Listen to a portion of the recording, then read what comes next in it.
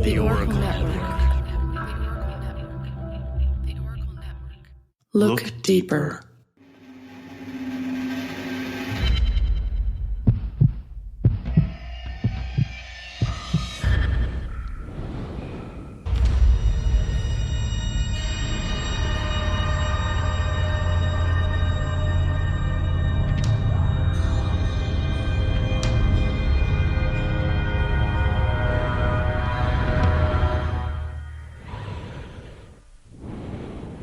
Welcome to Brew Crime. I'm Mike. And I'm Beck. And I'm Nina. All right. This episode, we are covering naughty teachers. Naughty teachers? Sorry, I cut you off. I'm so excited. I wanted to say naughty teachers. Naughty, naughty, naughty. So, whatever that is to you kind of thing, because I might have interpreted it a little differently than the two of you, I think. That's okay. All right. Just something for back to school time is what we were going for. Mm-hmm. If Which seems kids go back not to school. appropriate, but okay. Yeah, exactly. All right, well, I think, Beck, you're going to start this episode, are you not? I am, yes. So, ABC, 1, 2, 3, you are just too young for me.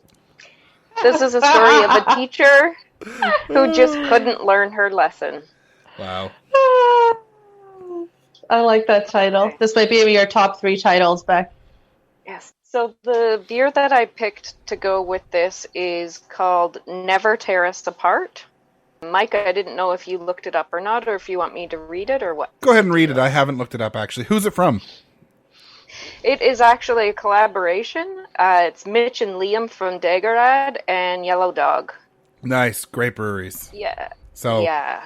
Burnaby and Port Moody. Yes.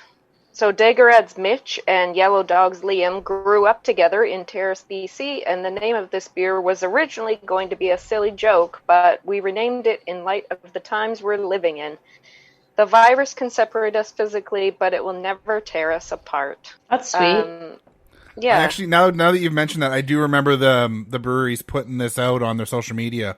This extremely unsilly beer is a masterwork of mixed culture fermentation. The beer was fermented with Saison yeast, Brettanomyces. Thanks, buddy. No worries. And bacteria, and then dry hopped, bottle conditioned, and then aged several months in the bottle before release. It sounds like I wish I had that. Yeah, so there's nothing as far as tasting notes or whatever, but I already opened this, which is a good thing because it exploded in my kitchen. It is so good. It's extremely refreshing. Here, it's very cloudy, which I love. A cloudy beer. Yeah, it looks beautiful. I'm not sure what to say about it. Highly recommend, though. It's so good. If it's got Brettanomyces in it, it's going to have like a funk to it. Maybe barnyard, maybe a little bit sour. It depends on which strain of it is. It is a little bit sour, yeah. Is it more funky or more sour? There's a lot of activity on my tongue when I drink it. Are you allergic to it? No. No, it's probably got a large carbonation. I'm just being a jerk. Yeah. No. I'm being difficult. Anyway, it's amazing. Highly recommend.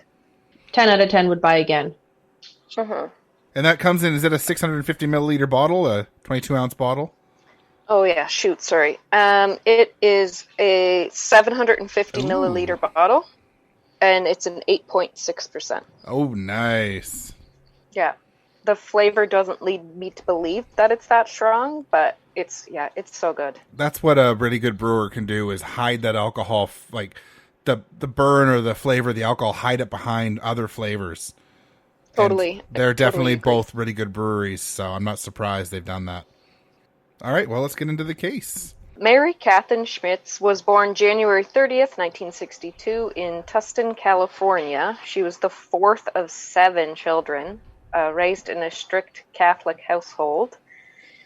Her mother was a former chemist, and her father was a community college instructor and politician.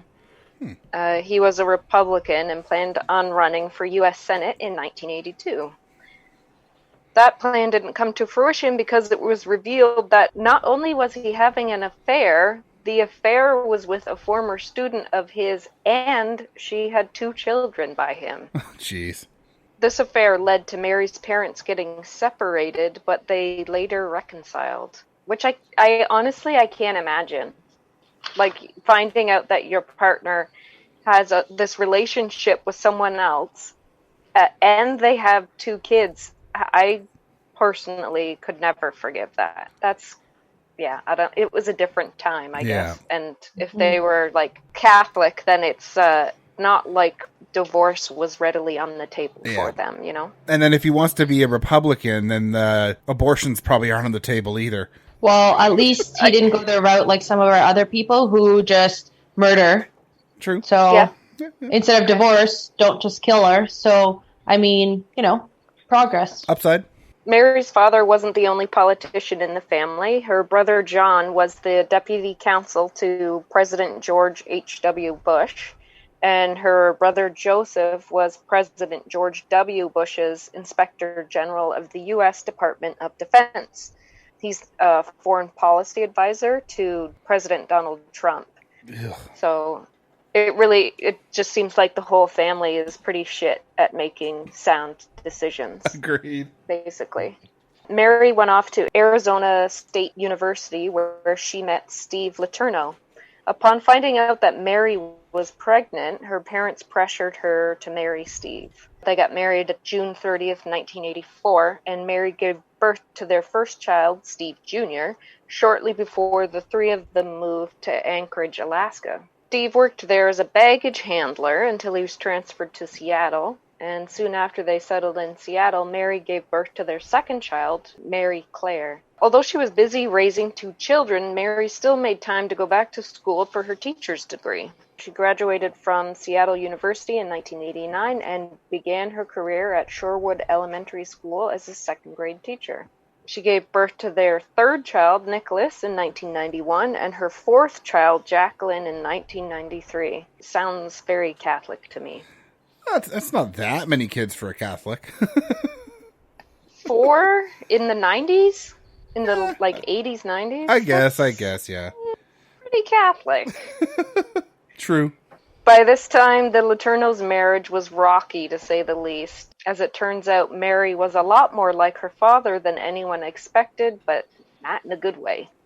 The couple often fought, and both had extramarital affairs, and this is where the story takes a severe turn.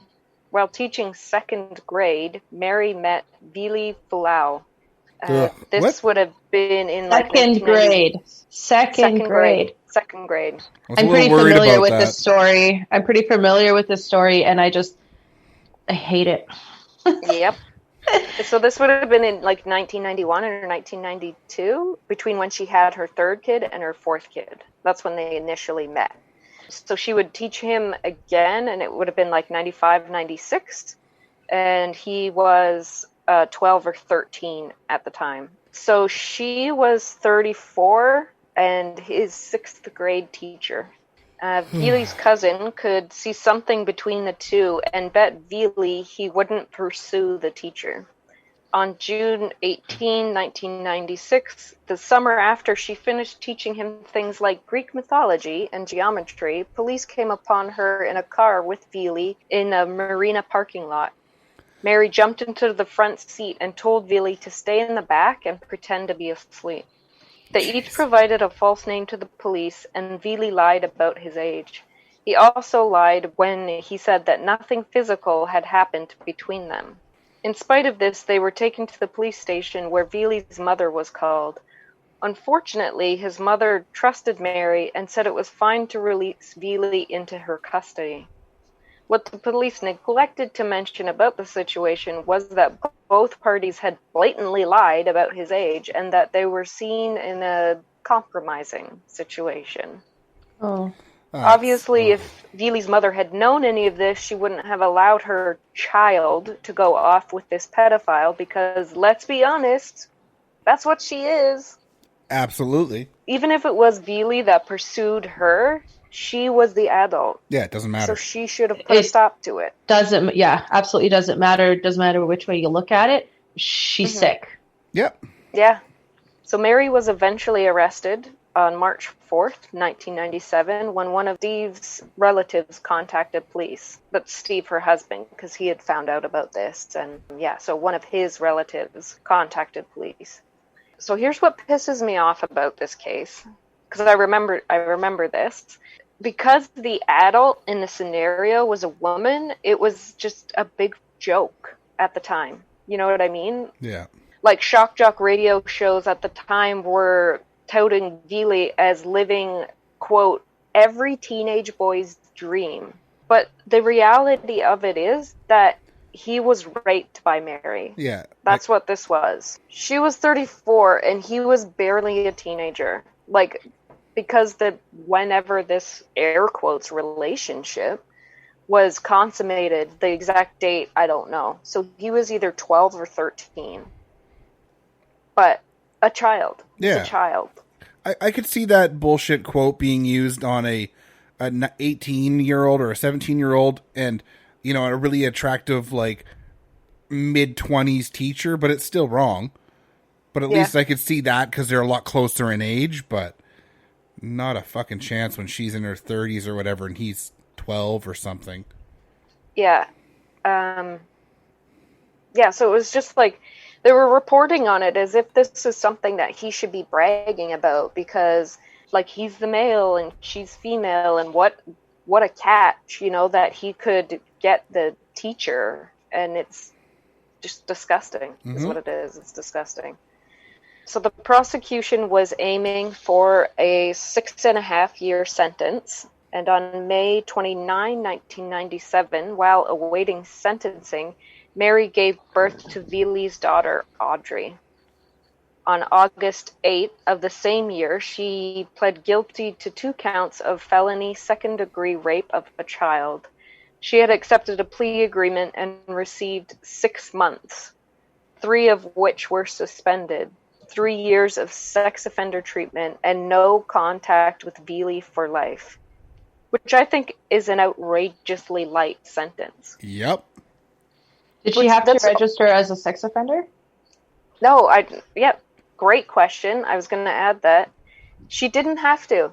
She didn't have to register as a sex offender, and she was only spending 3 months behind bars. Absolute bullshit. That's a joke. Like, imagine if their gender roles were reversed. You know? There's no way. Yeah, people would want to crucify him. So Mary served her 3 months in jail and was released January 2nd, 1998. On February 3rd, the police found Mary and Vili in a car near her home. She first tried to claim that she was alone in the car, but when Vili was found, they both lied about their names, but the police knew who they were. I mean, it was all over media, you know, the local police knew. On top of this, there was evidence in the car that this wasn't the first time they'd seen each other since her release. There was like receipts and whatnot where it was obvious that they'd gone shopping together because it was like her credit card, but it was obviously clothes for him. Just like stupid stuff like that, but they'd obviously been seeing each other. Jesus. So yeah, the judge revoked her plea agreement and sentenced Mary to serve the full 7.5-year sentence. That was the maximum that was allowed. 8 months after her return to prison, she gave birth to Georgia, Vili's second daughter. Wow. In May of 1999, Mary's divorce from Steve was finalized, and Steve was granted custody of their 4 children, obviously. I saw one source that said that Mary wasn't allowed to see them anymore after that, because by now she's a convicted sex offender. But I saw another source that said she was allowed supervised visits with them while she was in jail. So I'm not sure, as I found like equal sources for both contradicting statements. Who knows? Yeah. There were mixed reports about her time in prison as well. Some reports said that she recorded audiobooks for the blind and tutored fellow inmates, that she rarely missed mass and was even in the choir. Other reports said that because of all the media attention that she'd received from the press, the other inmates disliked her. Apparently, she gave the guards attitude and resisted the work that was assigned to her. As punishment, her first 18 to 24 months in prison were spent in solitary confinement. Holy shit. Further time was spent in solitary after letters to Vili were intercepted by guards. She doesn't learn. Because she's supposed to have no contact whatsoever, and she's trying to get letters out to him. Yeah, so I suspect somewhere in between these two versions is what really happened. Yeah. In 2002, Vili's family sued the city of Des Moines, Washington, and the Highline School District for emotional suffering, lost wages, and the costs of rearing his 2 children. So their claim was that the school and the police department failed to protect Vili from Mary. The civil trial lasted 10 weeks, and in the end, the family didn't succeed. I can kind of see that claim, really. At the point that the lawsuit was filed, they weren't in contact or anything, because she's still in jail at this point. Yeah. Mm-hmm. And, legally obligated to have no contact with him. But who the hell knows? So 2 years later, on August 4th, 2004, Mary was released from prison. And at this point, she had to register as a level 2 sex offender. I wasn't 100% sure about the different levels, so I looked it up. And in this case, Washington State has 3 levels of sex offenders, 1 being the lowest risk to the community and 3 being the highest. How does she qualify in a number 2? She raped a kid. Right. Isn't kids bad? Kids bad. Well, I mean, it's more about chance of recidivism and violence. And Right. so because she was out for less than a month, and she was a repeat offender when she was out the first time. Right. So that's why she's... I guess because there was no violence, I guess. She's not a 3. Right. That's why she's not a 3. So by this time, Vili was 21 and legally considered an adult. So he had the no contact with Mary order reversed, and on May 20th of the following year, he and Mary were married. They got married at Columbia Winery, and it was far from being an intimate affair. Entertainment Tonight was there. They had exclusive access to the wedding, but the couple later released photos to other media outlets. Jesus. Just think about that. Yeah. Like, if their gender roles were reversed, can you imagine a guy getting out of prison and marrying this girl? His victim? And Entertainment Tonight was invited to the wedding? No. Yeah, no. That wouldn't happen. America! Fuck yeah. No shit. Yeah, that's awful. I mean, there should just be police there picking her back up. Like, wow. But, at that point, legally, what is the police going to do? I know, He's but of age. He's an still. adult. He's 21. her sentence was that she could never see him again, and that should have been upheld, in my opinion. Because she's already preyed on him. Like, he's a victim. But him being an adult doesn't have to, that him turning a legal age of an adult, that voids that, right? Because then it's his freedom of choice to do what he wants to do. Not if a sentence says. You're right, Nina. That is what the law says. But I get what you're saying, Mike, in that she's got him under her control now. Like, mentally, in that relationship, he's a kid. Yeah. You know what I mean? It's coercive control. Yeah. It's usually reversed, but it's coercive control. Yeah. So now that Mary was out of prison, she needed a way to make a living. And after what she did, any guesses from you guys for what her future plans are? Teaching. She wanted to have a third child with Vili and then return to teaching. Fuck off. So, in what right mind would anyone rehire her? And if anyone did rehire her, anyways. Yeah. I'm so annoyed. So even as a level 2 sex offender, she could still have gotten a position as a teacher at private school or a community college. Which I was dumbfounded when I read that. I'm not surprised. surprised. I checked it. I was like, this can't be right. And I checked, and it's true. There'd be a lot of Catholic schools that wouldn't have teachers, I guess, if they barred all of them. No. Well, No. I mean, I joke about college, Catholics. Yeah. I joke about Catholics a lot, but I went to a Catholic high school, and I had some amazing teachers. Good people. Non-Catholics, actually. That's probably why. Just kidding. Yeah. Sorry, It's Nina, weird. you were trying to... Well, I was just at least at the community college, you knew there weren't kids. Yeah. But, I mean, come on. And I'm sure part of the plan of having the media outlets and news outlets there is because they're making money off of it. Who the hell is going to hire her and have that name, like, you know, oh, yeah, she does work here or whatever, right? Like, it's just completely backwards.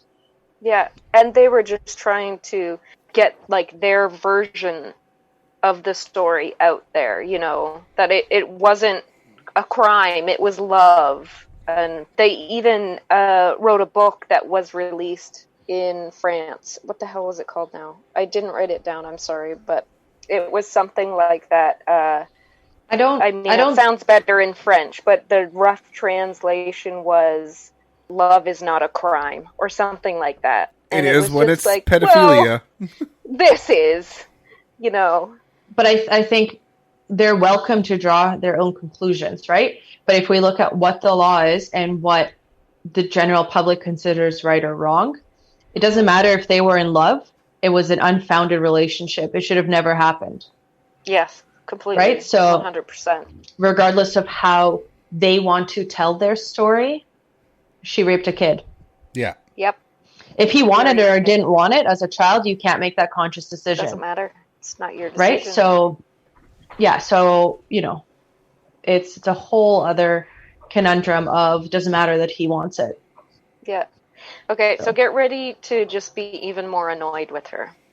In a 2006 interview with NBC News, Mary said, quote, if anyone had told me that there is a specific law that says this is a crime, I didn't know. Wow. And she's a teacher. Yeah. Okay. Why would anyone have to tell you that that is the crime? No shit. B, there's no way you didn't know that was a crime. No. Like, common sense. But, like, she had children. What if her child came home with a teacher or whatever? Wouldn't you just be like, no, Mr. Jenkins, or whatever the hell your name is, you're her 6th grade teacher, please fuck off now. I guess in a slight bit of defense with her, she grew up in a household where this was happening. So it was normalized, I'm sure, as she grew up, but it's awful. Yeah. But I had that in here. I said, like, obviously it wasn't her father to tell her that that was against the law because he had a relationship with one of his students. Yeah. But you would think her seeing the fallout of what happened when that came to fruition and people finding out that she'd be like, ooh, maybe not a good idea. Well, unfortunately, just abuse in general, it seems you've got to break the cycle because so often people just keep going with the same abuses over and over again, right? Yeah. But I think think it's called the cycle. Yeah. It definitely a thing, but this is a very interesting niche of abuse. And what is it called? Using her power, advantage of, what's the word I'm looking for? Yeah, it's using her power. Because she's an authority at the end of the day, too, right? Like, yeah, she's in the position of power. That's why it's always illegal for teachers to go after their students, because they're in a position of power. Yeah. No. And because they're children. Well, I don't think it's even really allowed even in colleges and stuff, because it's still you're in a position of power over that student. Well, any workplace, right? But what's your subordinate, even worse about this is he was a child. He was a child. Grade 6. Yeah, it's gross. It's really fucking gross.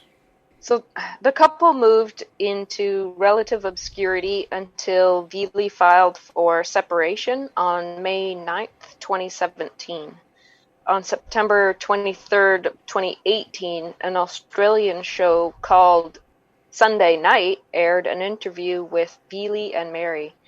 There was a fucking bizarre back and forth between them that I just had to include. What about your children, Mary?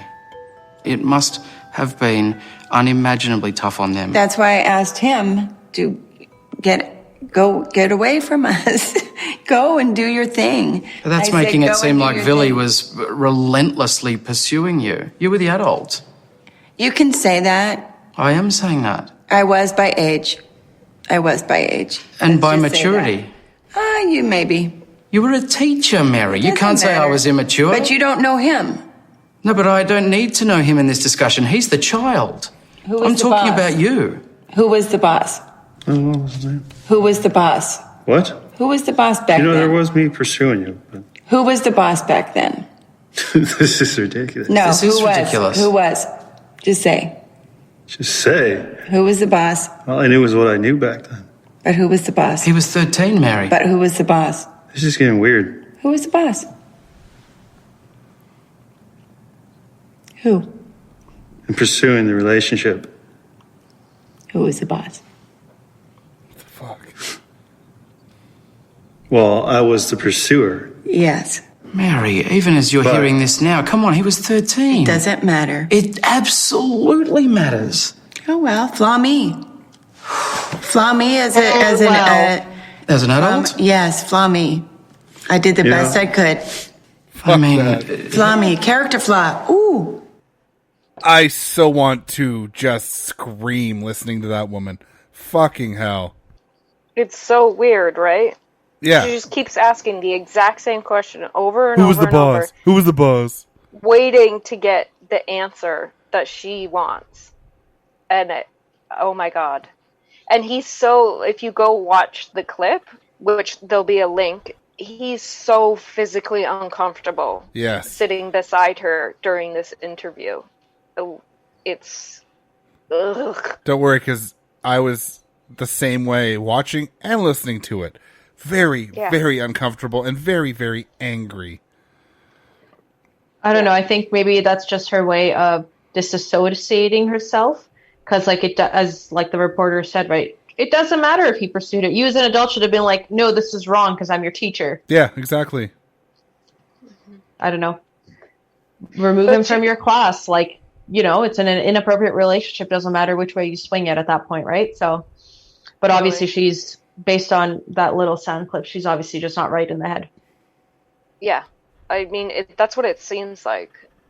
That there's something else going on there mentally. Yeah.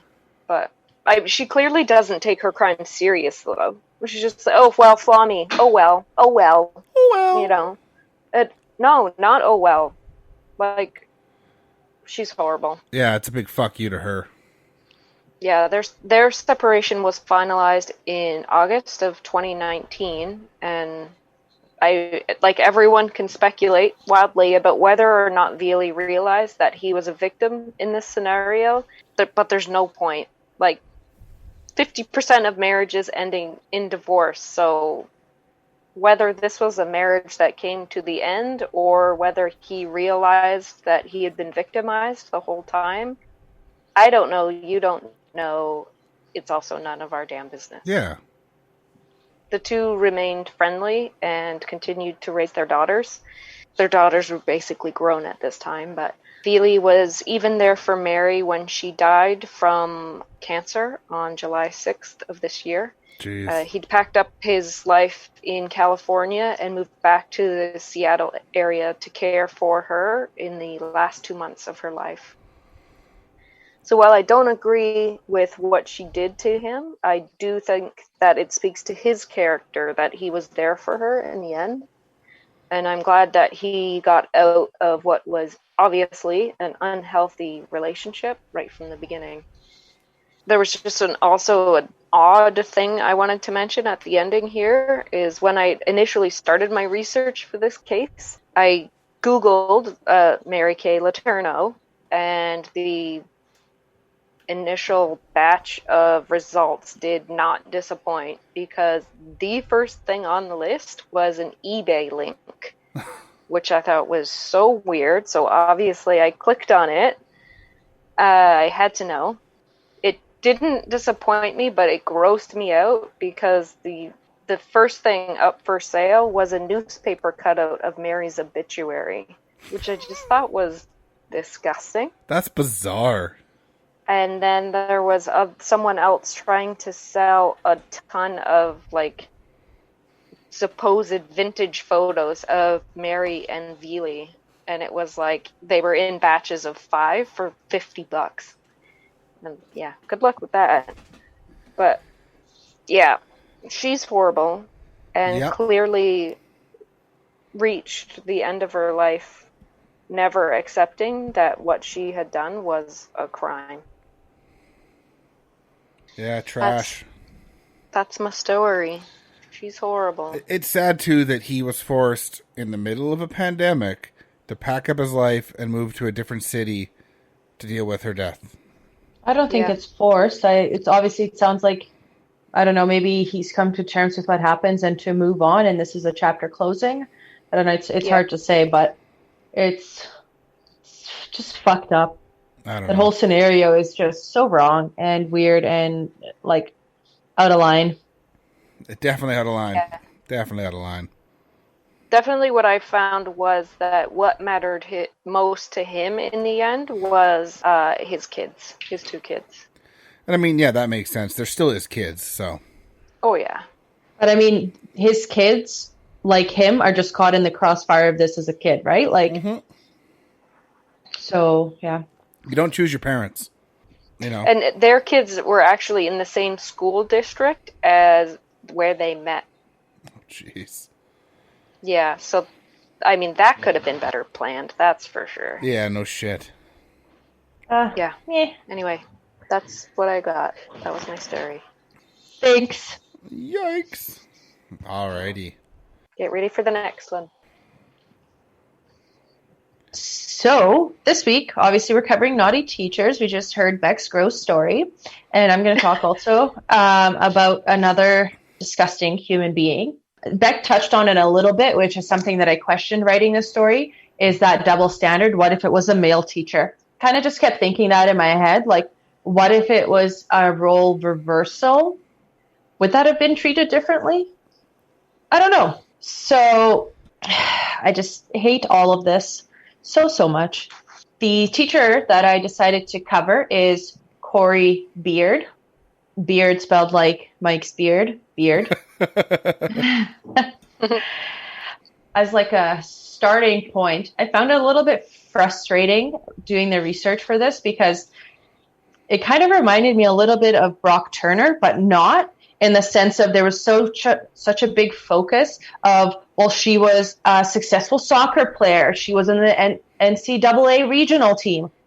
She was a child rapist. I don't give a shit if she played soccer on some kind of prestigious team at the end of the day, right? Agreed. So it was interesting as to why is the focus on what an amazing athlete or person she was.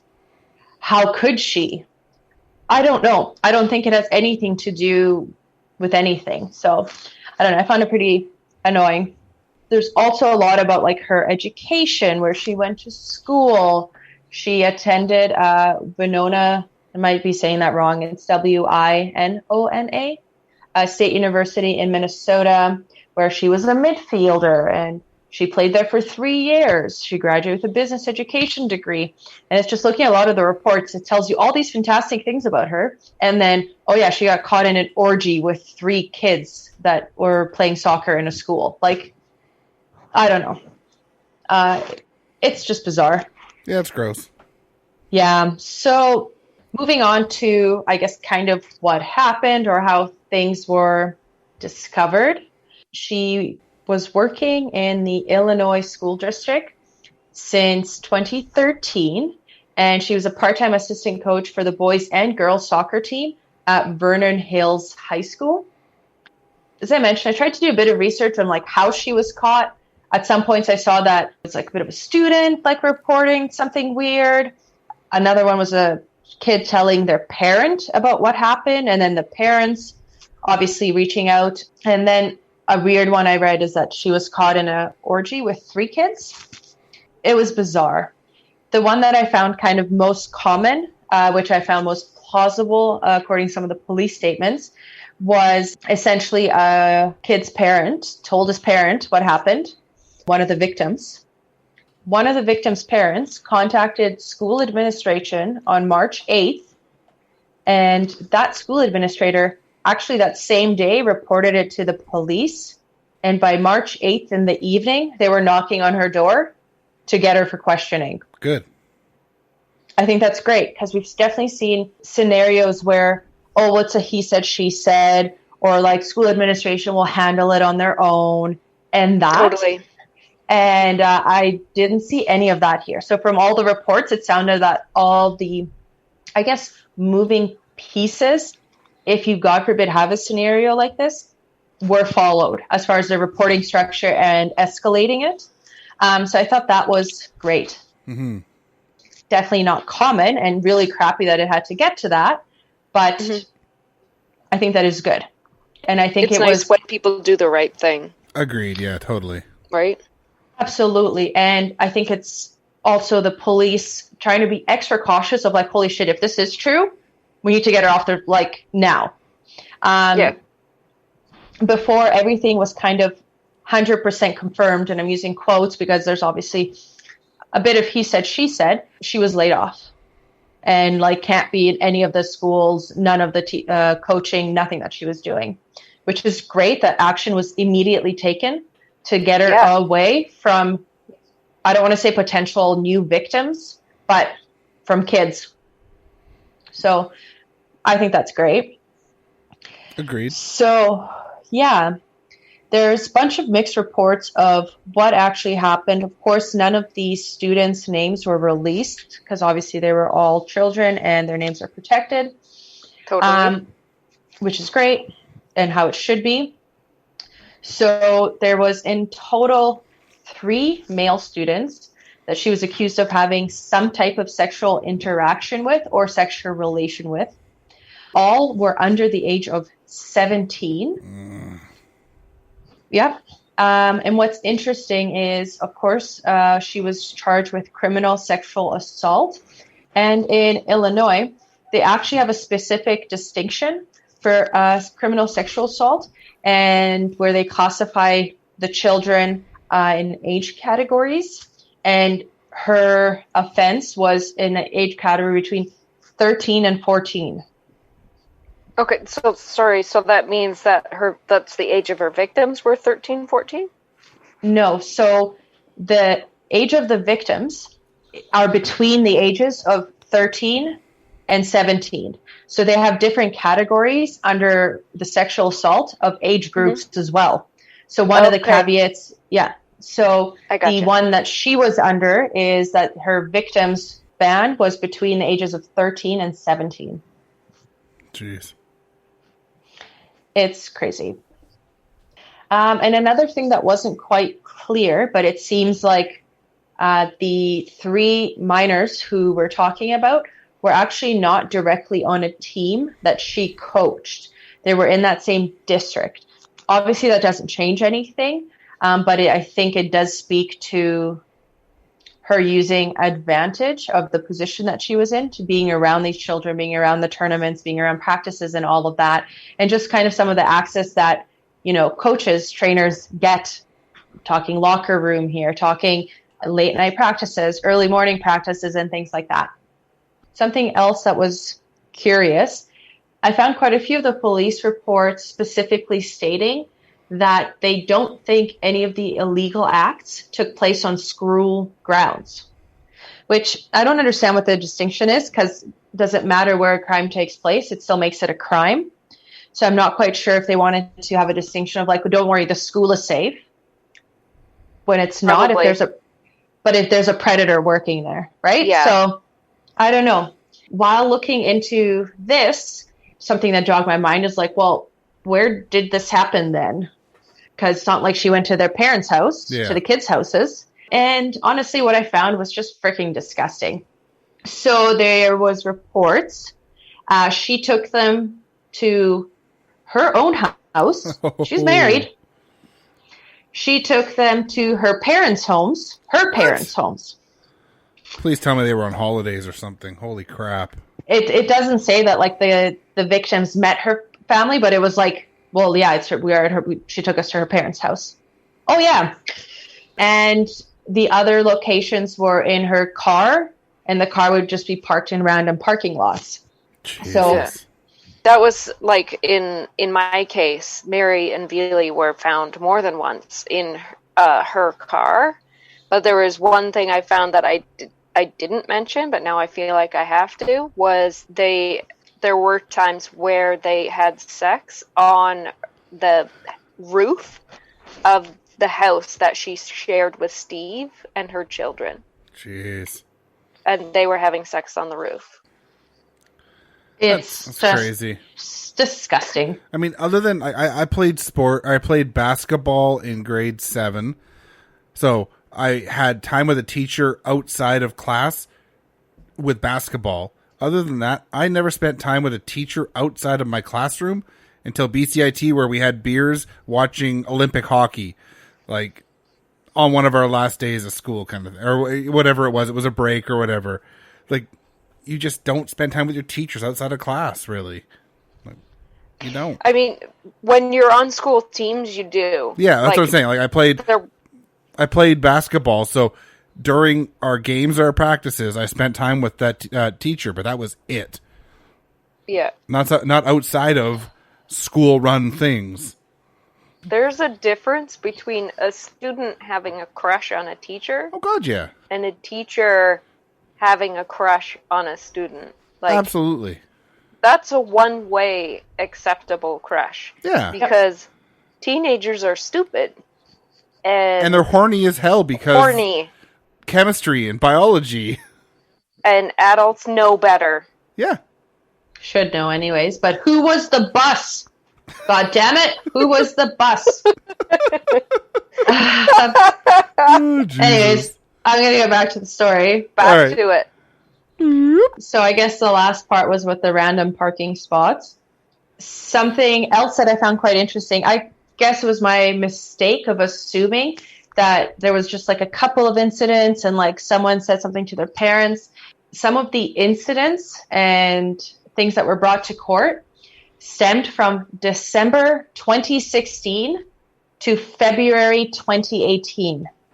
So she had relations for almost just over 2 years with these 3 kids. And it wasn't like Beck's story where they were a couple.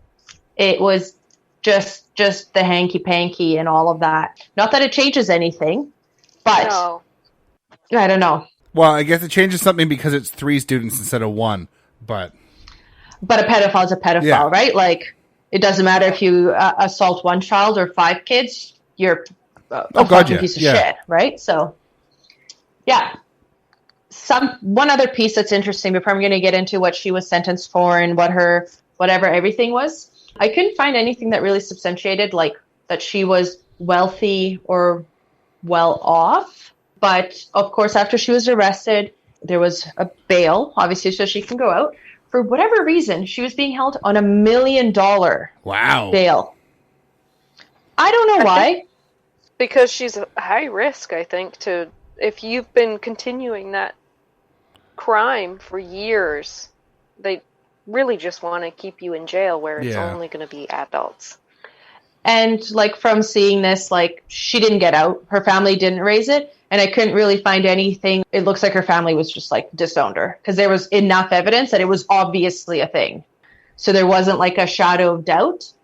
Well, and especially if she was bringing those boys to her parents' house, that's nasty. Yeah. Yep. So I mean, it's all nasty, but that is like extra effort. It's like she had no shame in her game. Like this is just In Illinois state law, on a criminal sexual assault, it is considered a Class 1 felony, and Class 1 felonies can be punishable from a sentence from 4 to 15 years. Obviously, there was overwhelming evidence that she was guilty. At this point, the approach that the attorneys took is just how to get her a lesser sentence, because obviously there's going to be a guilty plea. Mm-hmm. It wasn't not something that's going to go necessarily on trial and be much debated, I suppose. And obviously, there's no way she's going to walk off scot-free for this, because there's a lot of lives impacted here. And we're talking, once again, children that were assaulted. I also am under the impression that she is a repeat offender, because we're not talking one kid, we're talking multiple kids.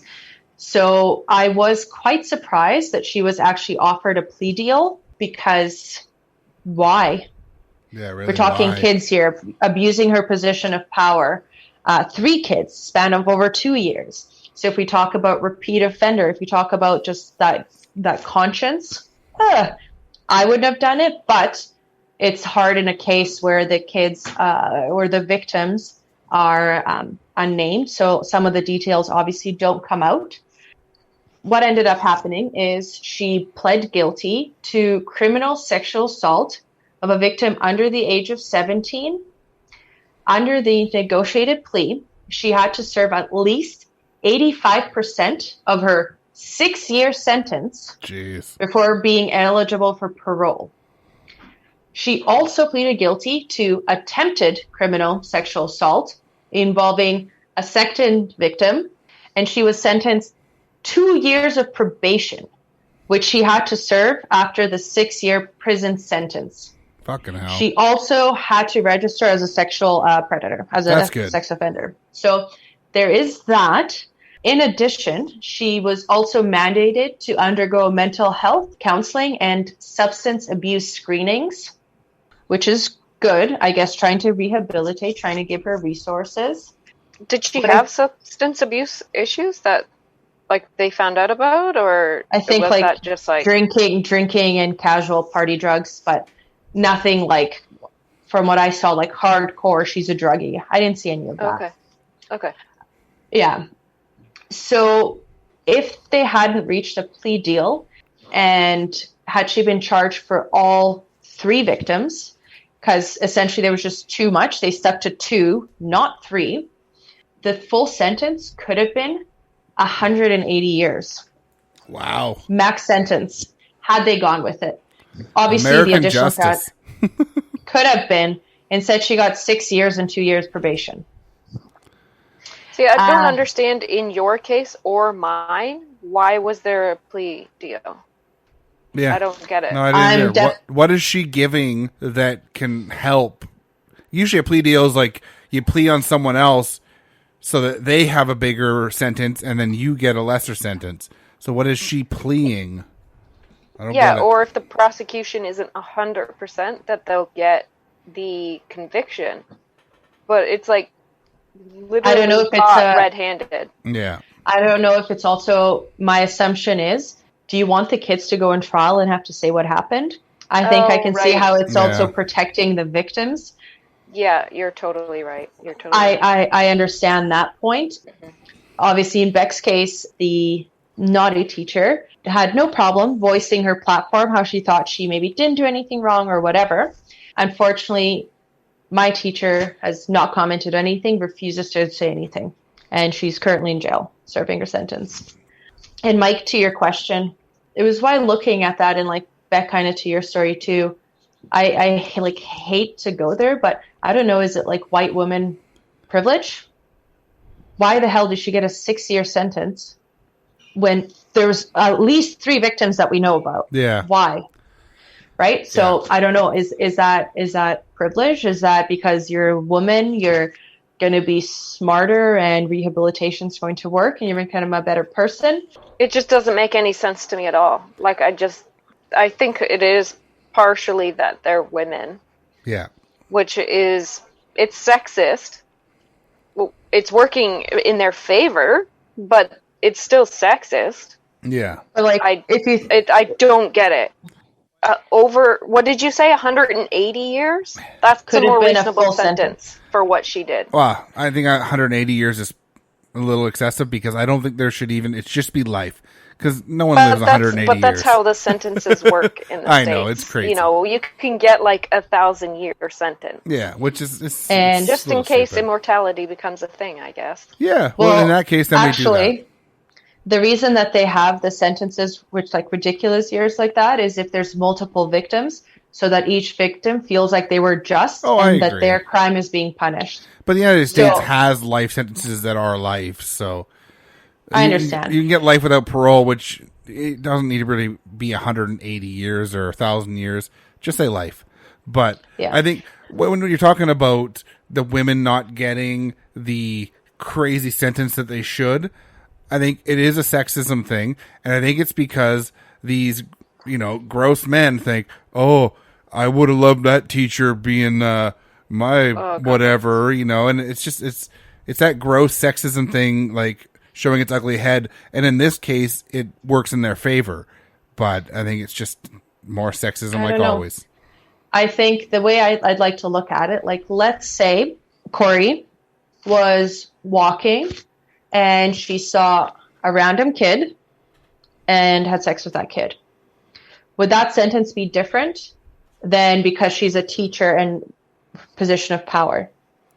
Let's look at that, right? Like if you look at the average male that commits a crime against a child, regardless of position of power or anything, the average sentence is ridiculously higher than what these two ladies got.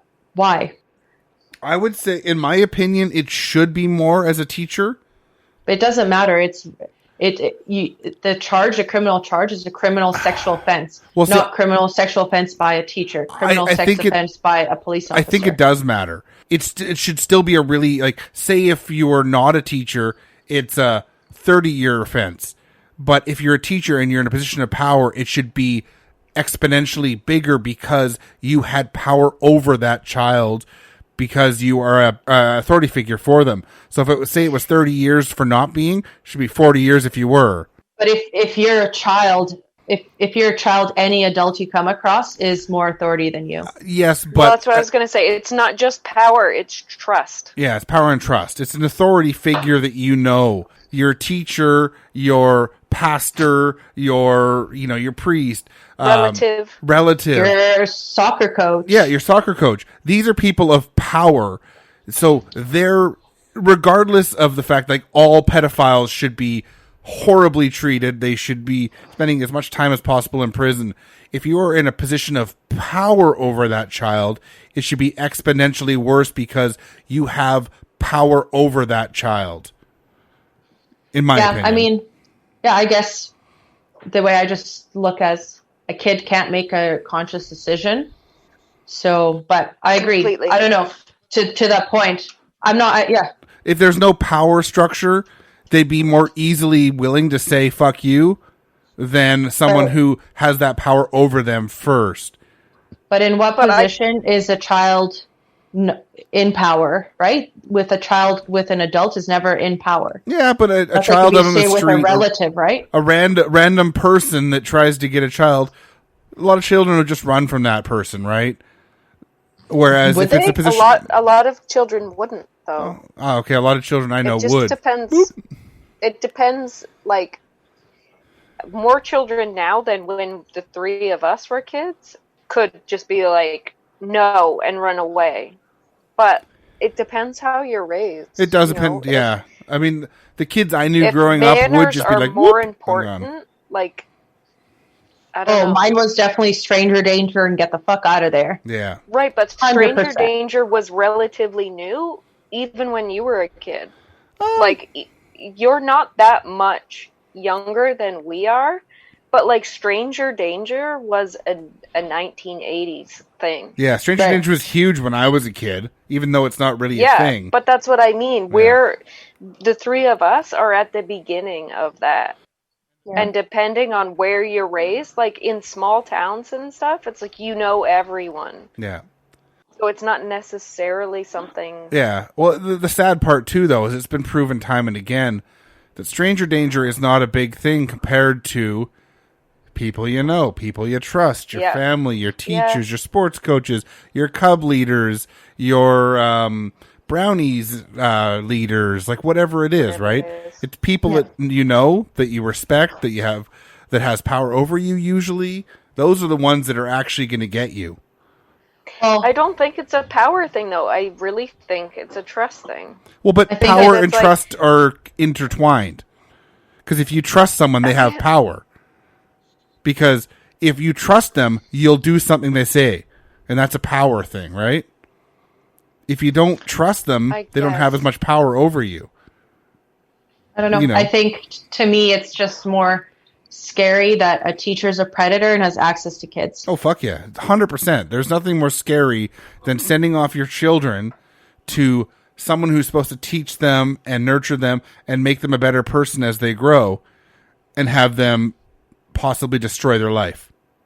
There's nothing more scary than that as a parent. I'm not a parent, but I mean, between my nieces and nephews and my friends' kids, I would not do well if one of their teachers did something to them.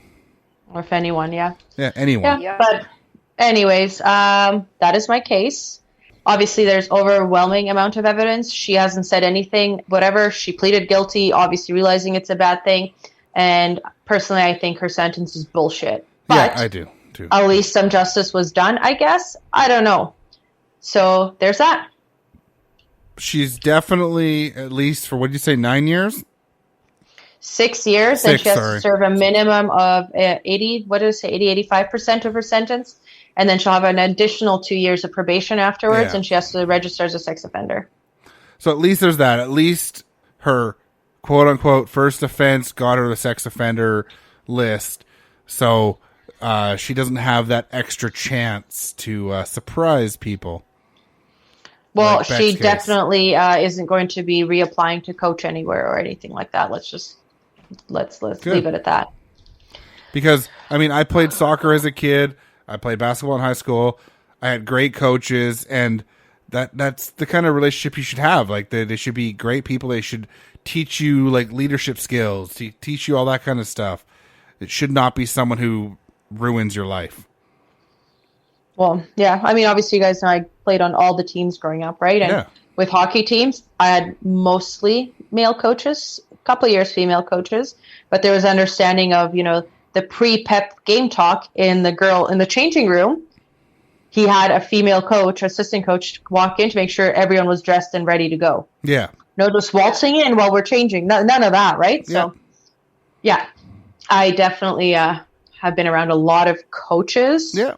And I understood the dedication and amount of time and all of that. So it's just really frustrating that she potentially used that as an advantage, right? Yeah, it is frustrating because for so many people, your sports coach or whatever can be such a big part of your youth, right? To mold you, to teach you how to work as a team and work with others. And it's assholes like this that can totally fucking destroy that trust. Yep. Oh, well. Yeah. I'm over it. She's a piece of shit. Yeah. Yep. All right. I don't have a pairing for this episode, but I'm going to shout out regardless of the beer I'm drinking because I love Coast Mountain Brewing and Whistler. This is the Surveyor IPA. It is 7% alcohol. It is a nice IPA. So shout out to Kevin out at Coast Mountain. I think Beck will be proud of me for this title, for this story, because I definitely named this story totally thinking of Beck. No. So, not All Accordion is as wholesome as Weird Al. Yeah. I'll have to come up with a witty title one of these days. Yeah. I think the Weird Al shout out was for me, I think. I think so. And the accordion, because Weird Al has the best fucking polkas with that stupid accordion. Yeah, man. I love him. All right. I love him. Katherine K. Frances Erickson was born on April 22nd, 1940, to parents Harry August Erickson and Beatrice Lewis Erickson. Those are all amazing names. Holy crap. Yeah, huge names, right? The family was not well off and struggled to make money. Harry was a Navy electrician, and this meant that he was not home very often, as he would be off in a ship somewhere on tour. Because of this, Beatrice decided that she would take some courses so that she could make some money herself. She enrolled in some courses to become a nurse's aide, a job that was not frowned upon as a woman of the day. Yes, nursing was allowed. Yes, it was. Her family would not be considered normal to today's standards, as they would attend a church that did faith healings and the likes. Oh dear. Yeah, it's like that little, like, hit you on the forehead and you fall over. Yeah. Like the Amazing. Jonestown. I can walk! Well, there's a lot of those fucking weird, crazy faith healing things out there. Like, you know, find people that there's a lot of issues, but if you, like, hit them and they just think they're okay, because, you know, that adrenaline hits. One of these healings would be cosmic ray healings with copper wires in the ceiling that would catch the rays and spread their healing to the flock of people. So, yeah. A little different. Okay. Around this time, Beatrice would enroll Kay in accordion lessons. Her teacher would be Violet John Berling, a 32-year-old woman who was the daughter of a vaudeville performer who was in a relationship with a 52-year-old man. And had the middle name John? Yes. That's interesting. Does that make sense? She charged a sum of $4 a week in 1950 for music training, which would cost around $43 in today's money. So not a ton. No. With Beatrice so busy with school, Violet Berling, the teacher, would say that Kay could start with her to become a much better accordion player. Beatrice thought that the music and dance was getting in the way of Kay's education, but Violet was able to talk her out of that way of thinking. This seemed to be the perfect fit for the family, as it gave Beatrice time to study and would mean that Katherine would get the best music training she could. It seems a little odd to me. With Beatrice so busy with school, Violet Berling would say that Kay could stay with her to become a much better accordion player. Beatrice thought that music and dance was getting in the way of Kay's education, but Violet was able to talk her out of that way of thinking. This seemed to be the perfect fit for the family, as it gave Beatrice time to study and would mean that Katherine would get the best musical training she could. It seems a little odd to me to pass your 10-year-old daughter off to a more or less stranger. I don't know. Violet also taught other children in her music school, but it seems that only Katherine lived with her, as the rest of the students seemed to go back to their homes with their parents. Everything seemed rosy at the school to this point, but her parents were not allowed to attend performances from the students, as Violet said this hurt the students' concentration. So it's kind of weird. Why would you have a performance if no one is allowed to go? Oh, just not the parents. Yeah. That's stupid. This seems like a bit of a red flag to me, but who am I to judge? But yeah, red flag. Violet thought that tough love was the way to teach students, though. She would fully admit to whipping Kay when she did not act in the way she thought she should. Whipping her, yes. Wow. Yeah. She would strap her to furniture such as a filing cabinet and make her just listen to the other students practice. What the hell? Yes, and the other students would see her do this.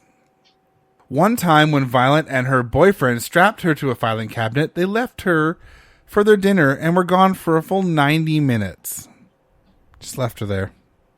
One of the girls that played with Kay said that on more than one occasion, Kay's face was bandaged with only her eyes and nose being exposed. The group of students would be brought to a movie on one night, and Kay would have her face covered the entire time in scarves. If Kay had made a mistake when playing the accordion, Violet would tell the other students that they should kick her. What the fuck? Yes.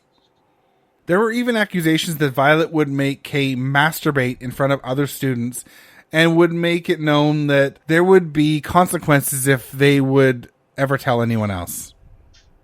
Well, this person's just like demented. Yes. Yeah, clearly. It was standard practice, though, to tie Kay to a chair and force her to play the accordion, all with her left arm restrained to ensure that she would hold her accordion properly. Sadly, her last day on Earth would be strapped to this chair. Violet would find her unresponsive and still tied up to the seat on October 12th, 1950. She ended up dying by throwing up and choking to death. Oh my god. When she finally called for paramedics, she would claim that all the many scars, bruises, and burns and cuts were self-inflicted, as she was a girl that was disturbed. Like, what the fuck? The coroner would admit that maybe some of the wounds could have been caused by Kay, but the vast majority of the wounds would have to have been caused by someone else. Kay would be found to be 20 pounds underweight for her age at 10 years old. This part is a quote from Malefactorsregister. A triangular area of abrasion appears in Kay's pubic region. A vaginal tear was present, and both her vagina and anus were found to be dilated and open. The examiner opined that these conditions indicated a frequent stretching of the parts over some period of time and the introduction of some object of considerable resistance. Like, what the fuck? That last piece is me. I feel Where so were her parents? gross. I don't understand. I don't. The dad was a Navy officer that was off with the Navy, and the mother was in school. And they were told to stay away because it would affect her learning. They were naive. Like, these are like super religious, naive people. I guess. I'm not This is trying like- to, just so this we're is clear, I'm not torture. trying to blame them. It's Not trying to fucking blame torture, the definitely parents, torture. But I don't get it. I agree. Yeah, it's nuts. The trial would be a bit of a gong show, with Violet having fainting spells, but after one trial and an appeal, she would be sentenced to life in prison on April 28th, 1951. So it was all over the place, and I didn't have time to get into all the different stuff that happened in her first trial and everything, but she'd end up being sentenced to life in prison. When the police started to investigate, they found more than a few accordion straps that were covered in blood. Oh my god. It didn't take much for the police to press murder charges on Violet, and she was arrested the same day when this whole thing came up. Holy shit. So that's my awful teacher. Well, I hated it. How dare you bring Weird Al into this? It was horrible. Yes. But the accordion. I don't understand, like, why this particular student? Like, what?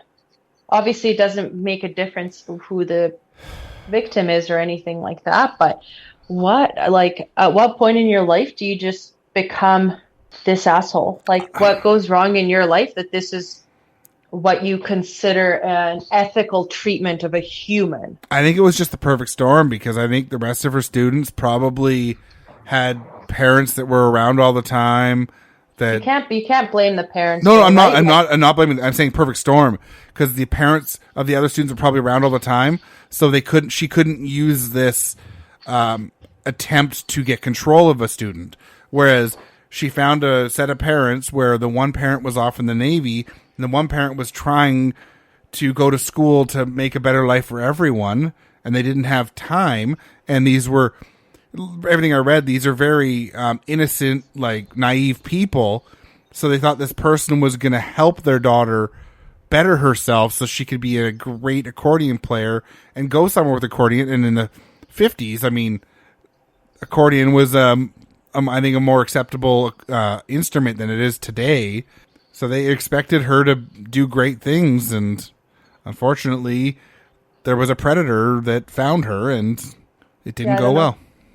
And obviously, like, I would assume that she's probably teaching for a while. Like, God knows if there was other victims, and like this was just like the nail in the coffin, in a sense, right? Yeah. Or I'd have she to went assume too far. She went too far, right? And death on her hands, right? I don't know. She was never charged or found of any other issues, but I'm sorry, but there's no chance that someone who went this far with an abuse and what turned into a murder, basically, there's no chance this is the first offense. Like, it can't be.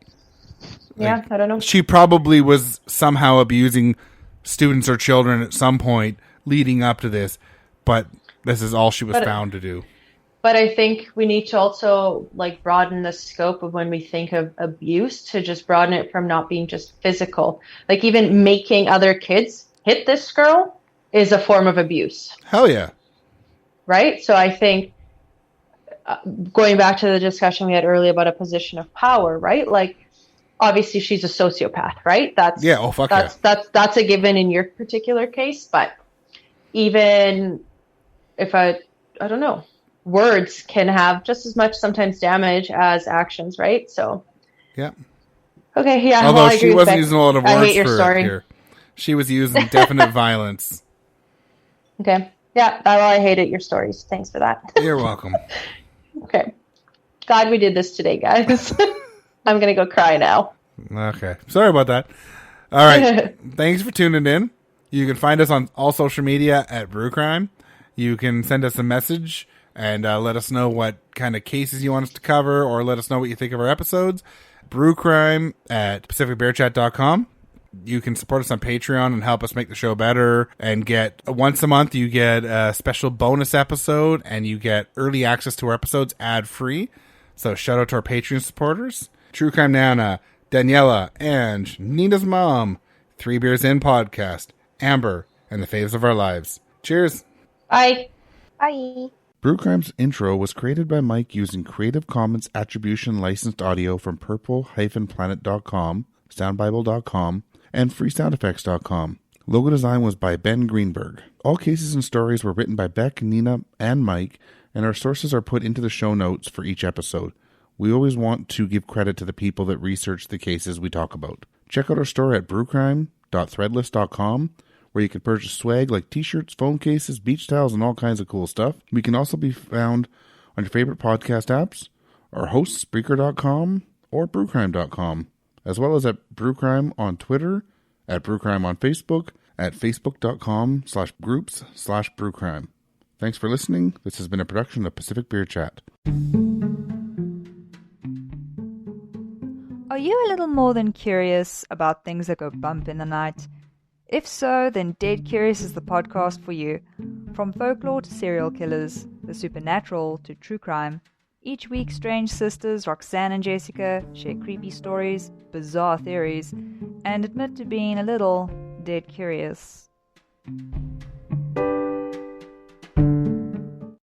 Hi everyone, I'm Ariel Cooksey, host of Malice. When violent acts occur, we tend to think the predators are monsters. Surely no human could do such things. But if we're honest, only humans commit malicious crime. And if you're like me, you want to know why. To find out, join me at Malice wherever you listen to podcasts. Bye.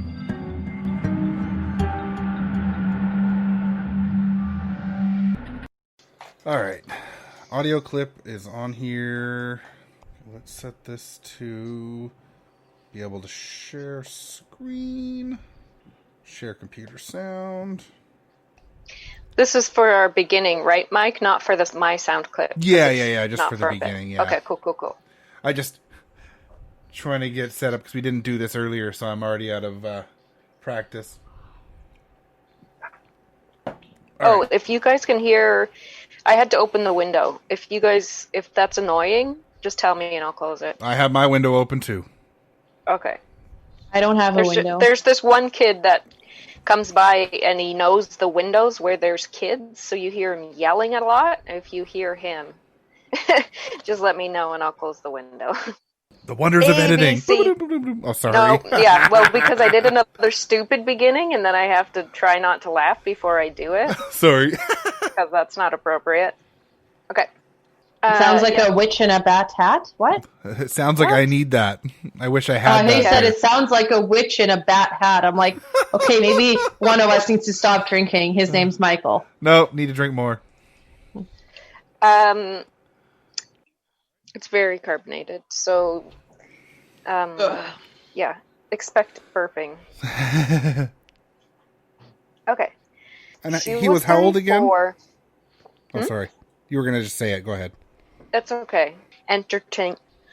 This is the clip, Mike. Okay, one sec. Let me just share screen again. Share screen. All right. Did you get a pairing for this one? Nope. Me neither. Okay. You guys. I tried. I did try today, and I found a beer that I wanted to drink but not to pair. And it turns out that it's kind of infected and it's a little bit sour and it shouldn't be, but I'm still drinking it. So, yeah, kind of a letdown. Yeah, I was going to go tomorrow and then I ended up working 12 hours. So fun. Yeah. Are we just getting started? If we don't need to take a break, then let's do it. I'm good. Sure. Let's do it. Sorry, I just lost my spot because I have fat fingers. I think I it's really almost... don't. Go ahead. All right, are you ready? Yep. Born ready. Born ready. She enrolled in courses to become a nurse. Fuck.